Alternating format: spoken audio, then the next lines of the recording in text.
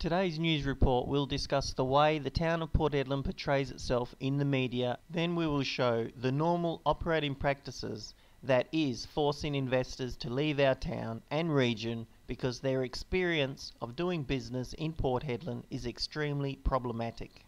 Hedland Council proclaims to be a dynamic town, your port of discovery, boasting Hedland as the coastal gateway to some of the world's richest resource deposits of iron ore. The town of Port Hedland and the state government have advertised their desire to develop the Pilbara's major urban settlements so they are self-sustaining communities that offer attractive lifestyle opportunities. A more diverse and suitable economic base will enable Port Hedland to evolve from a regional town into a regional city with a wide range of amenities, service and facilities. To be successful, the Pilbara City Vision must cooperate with the state and federal government, and especially the private sector, to support the development and prosperity of the region.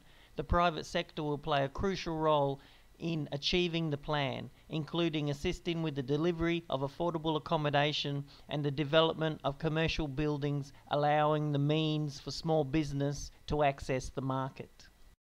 A common example of the extreme difficulty associated with dealing with Hedland's planning department is this development on Throstle Road next to BP South Hedland, which has been sitting unoccupied for a long period of time. The owner, Mr. Badat, has been trying to get a certificate of occupancy from the town for quite some time and has had no end of difficulty. In the interim, companies who have expressed interest in leasing space on this site have become frustrated with the delays and withdrawn their interest. Emails obtained from Mr. Badat clearly show the severe runaround this developer has been enduring from our planning department. Adding to the insult of trying to develop property in our town, a recent email to Mayor Howlett and CEO Mr. Osborne, Mr. Badat expresses his shock at their unprofessional behaviour when he was having breakfast at McDonald's and realised the CEO and Mayor were publicly discussing his confidential business in a public place, unaware he was less than a metre away.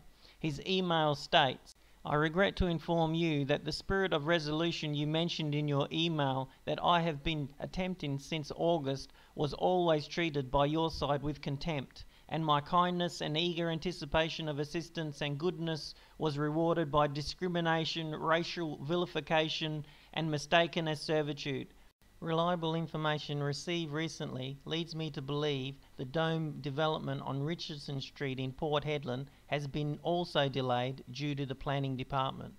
This is just another example of the culture that exists in a department that holds the development of our town to ransom with its convoluted policies, procedures and obstructive stance to development. If this department were to approach development in a more positive manner, imagine what would be possible and what this great town would have.